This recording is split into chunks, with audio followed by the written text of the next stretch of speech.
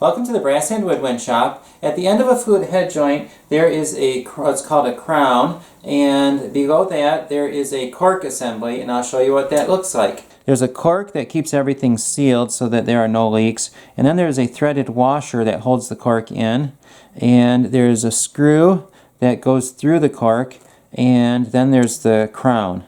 For the tuning of the flute, especially in the third octave, it is important to have the cork in there the right distance.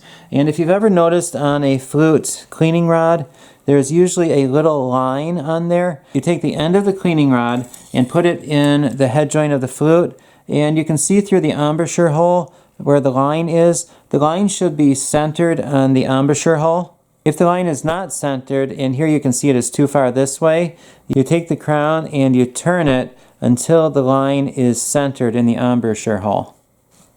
If the line is too far the other direction, you take the crown, unscrew it a little bit, and then push it in until it's in the center. I have a rod that I use for this purpose, and it's made out of a dowel, and you can see the line right there. And the line should be about 16.5 to 17 millimeters in. But the 16.5 to 17 millimeters is just a rough guide. The player will have to tune it a little bit by pulling it in or out slightly. If you're just going to work on one or two flutes, the cleaning rod is fine. If you're going to do a lot, I suggest that you get a dowel and put the mark in it and use that.